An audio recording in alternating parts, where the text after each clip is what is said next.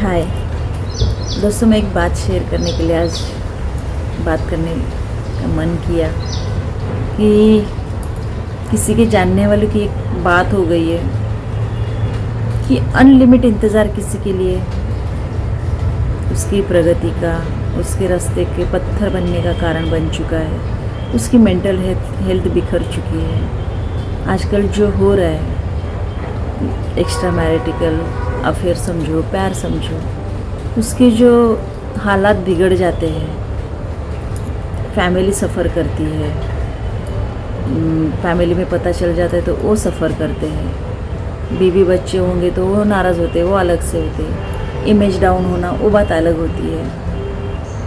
और वो किस हद तक करना चाहिए हर चीज़, उस बारे में थोड़ा सा। पहले तो एक कि एक्स्ट्रा मैरिटिकल अफेयर क्यों होते हैं उसका रीज़न जानना ज़रूरी है, और हर एक का रीज़न अलग हो सकता है। अभी कोई होता है कि बोलते हैं कि बाबा माँ बाप ने शादी करवा दी, अरेंज मैरिज था, दिल नहीं हुआ और फिर प्यार हो गया। कोई बोलता है कि कोई फिज़िकल होने के लिए प्यार अफेयर में आते हैं, कोई पैसे के लिए अफेयर में आते हैं। अनेक रीज़न है। हाँ, लेकिन जो जेन्युइन रीज़न है, जो वाकई कोई किसी का इंतज़ार करता है, वाकई में कोई किसी से सच्चा प्यार करता है, तो उसको इंतज़ार करना ज़रूरी है। अफेयर में रहना ज़रूरी है। मैरिज के बाद ये सब गलत है या सही है, ये सोचना ज़रूरी है। तो मेरा तो कहने का मतलब है कि शादी के बाद अफेयर गलत है, एकदम गलत है। हाँ, लेकिन प्यार एक ऐसी भावना है ना जो नेचुरल जन्म लेती है। लेकिन समाज ने कभी भी प्यार की भावना को समझा ही नहीं है। समाज ये मानता है कि शादी के बाद जो होगा वो प्यार होता है। जो इंसान ने मिथ रचे है ना दिमाग से, जो अपनी परंपरा और ये समाज चलाने के लिए जो इंसान ने रखा है ना, शादी ये वो, इंसान की भावना को उठा के साइड में कर दिया है। और फिज़िकल इंसान कितना वर्थलेस, कितना पैसे है, कितना फैमिली कैसी है, ज़िंदगी कैसी कटेगी, आराम से कटेगी, कष्ट से कटेगी, ये सब सोच के जहाँ पे उनका गणित बैठ जाता है वहाँ पे ये रिश्ता जोड़ देंगे।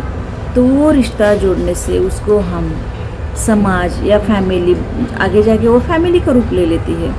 फिर वो समाज की मान्यता की फैमिली होती है, इसलिए वो फिर वो इज़्ज़तदार फैमिली बनती है। एक्चुअल में ऐसा कुछ नहीं होता है। एक्चुअल में इंसान खुद एक धोखे में जी रहा है। इंसान को एक्सेप्ट करना ही नहीं है कि वो रियलिटी से किसी से प्यार कर सकता है, रियलिटी से किसी के साथ आत्मा उसकी जुड़ सकती है। और हमेशा इंसान एक समाज प्रिय प्राणी है ना, इसके लिए वो समाज में खुलकर बोलने से, खुलकर जीने से हमेशा इंसान डरता है। और उस डर की एक वजह है कि समाज क्या बोलेगा, बच्चे क्या बोलेंगे। जो मिथ हमारा बचपन से जो संस्कार चले आ रहे हैं हमारे ऊपर कि ये सही है और ये गलत है, उसमें राधा कृष्ण के प्रेम को, उसके दिल की आवाज़ को दबाया गया है। हम भले राधा कृष्ण को पूजते हैं, लेकिन राधा कृष्ण के तत्वों पर इंसान चलता ही नहीं है। राधा कृष्ण के तत्व ये सिखाते हैं, फिजिकल मिलना नहीं होता है ज़रूरी, लेकिन जो अंदर की जो भावना होती है प्रेम की, उसको किसी के कहने से या समाज के डर से उसको मिटाया नहीं जाता। इंसान झूठ बोलकर उसी घर में रहता है कि मेरा कुछ नहीं है। वो फिजिकल नहीं मिलता है तो घर वाले बोलते हैं हाँ बाबा कोई अफेयर नहीं है, लेकिन वो इंसान अंदर से घुटता है, मरता है, किसी को बोल नहीं पाता है क्योंकि समाज क्या कहेगा। और ऊपर से जो दिखता है वो असलियत नहीं होती, लेकिन वो घर वालों को भी नहीं दिखता है। लेकिन उसका जो जीना है वो नरक से बदतर हो जाता है। अंदर के अंदर वो प्यार कर रहा है, अंदर के अंदर वो भावनाओं का गला घोट रहा है, अंदर के अंदर वो इंसान को याद कर रहा है, अंदर के अंदर उस इंसान का वो इंतज़ार कर रहा है। लेकिन वो इंतज़ार इस जन्म में तो उसका पूरा नहीं हो सकता क्योंकि समाज की सारी बंदिशें है। तो उस इंसान, उस याद को, उस इंतज़ार को वहीं पे ख़त्म करते हुए उसके दिल के सुकून के लिए जो करना चाहिए, उसको जो पसंद है, जो गाना सुनना, बाहर घूमने जाना, अकेले के साथ वक्त बिताना, कुछ किताबें पढ़ना, या ऐसे हो सकता है कि हमें प्यार की नॉलेज होने के बाद हम लोग फैमिली को दूसरी तरफ से देखें कि बाबा ये हमारे कर्मों के बंधन हो सकते हैं, ये पिछले जन्म के कुछ हमारे कर्म बाकी हैं इनके साथ, वो हमारे पूरे करना ज़रूरी है, इसके लिए हम उनके साथ आए हैं इस जन्म में।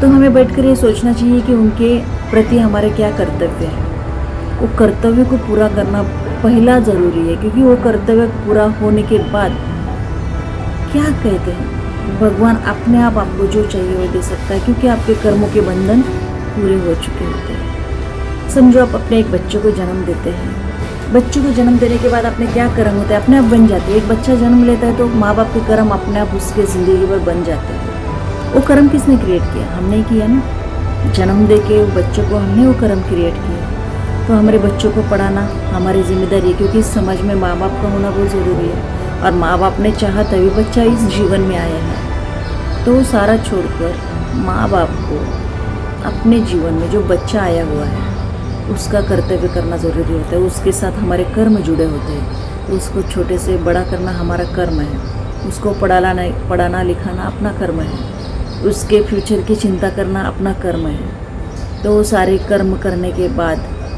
क्या पता आप अगर ये कर्म अगर एक्सेप्ट करोगे, ये पत्नी से रिश्ता रहेगा हमारा, वो एक्सेप्ट करोगे तो उनको प्यार दोगे, क्योंकि हमारा अगर पिछले जन्म का कर्म ना होता तो वो हमारे हिस्से नहीं आते, जिनसे हम दिलो जान से नहीं चाहते, फिर भी वो रिश्ते हमारे क्यों आते हैं, क्यों बन जाते हैं हम शादी के बंधन में? उसके कर्म हैं, हमारे कर्म छुपे हुए होते, इसलिए हमें वो पार्टनर मिलते हैं। तो हमें उस कर्म से अगर छुटकारा पाना है तो हमें हर एक कर्म पूरा करना पड़ेगा उनके साथ, उस सोल के साथ। जितने भी हमारे कार्मिक कॉन्ट्रैक्ट है वो पूरे करने पड़ेंगे। फिर वो बुरे भी हो सकते हैं, वो अच्छे भी हो सकते हैं। वो जब तक पूरे नहीं होते तब तक हम जिसे आत्मा से चाहते हैं, हम जिसे प्रेम कहते हैं, हम जिसके लिए इंतज़ार कर रहे हैं, वो हमारा इंतज़ार हमेशा के लिए इंतज़ार बन जाएगा। अगर हम ये कर्म नहीं पूरे करेंगे तो हमारे सारे कर्म पूरे करेंगे ना, तो वो ऊपर वाला परमात्मा है ना, इस दुनिया में इतना प्रोटेक्ट करेगा ना हमें, सबसे प्रोटेक्ट करके वो हमें मिलाता है। फिर ना हमें बदनाम होने देता है, ना हमारा सोल कांटेक्ट छूटता है, ना हमारी फैमिली हमसे छूटती है, और एक सही लेवल पे आत्मा का आत्मा से मिलन होता है। वो ऐसे ही नहीं होता है जो बोलते हैं इंसान प्यार होता है, उससे इंतज़ार करने से कुछ नहीं होता। इंतज़ार मत करो अभी किसी का, प्यार हुआ है उसको दिल में रखो, और ईमानदारी के साथ फैमिली के साथ सारे रिश्ते निभाओ। जब आप ये रिश्ते निभाओगे, आपके कर्म पूरे करोगे, भगवान का नाम लोगे, भगवान की मर्जी के खिलाफ तो कुछ नहीं होता, हम तो कठपुतली है। धीरे धीरे हमारे कर्म बंधन छूट जाएंगे, तो भगवान हमें हमारा सुकून दिल का, शांति दिल की, आराम के साथ सुकून करेगा। मेरी बातें याद रखना, अगर आपको किसी को कायम पाना है दिल से, किसी को प्यार करना है दिल से, तो हमारे जीवन के कर्मों के बंधनों से हमें मुक्त होना जरूरी है।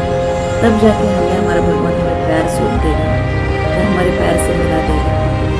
अगर नहीं मिला भी देगा तो उसको दोस्त बन के तो हमारे जीवन में रखेगा जरूर, इतना याद रखना।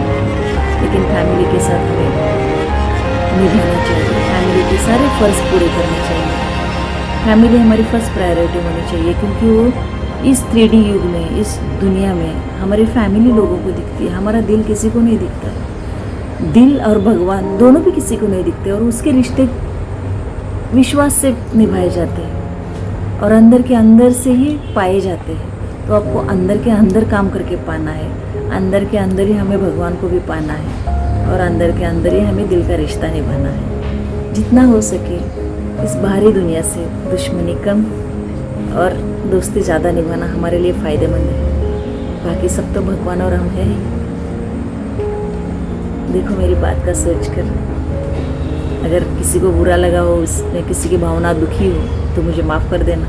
लेकिन ये तो मेरा पर्सनल ओपिनियन है, मुझे जो लगा वो मैंने कहा। नमस्ते।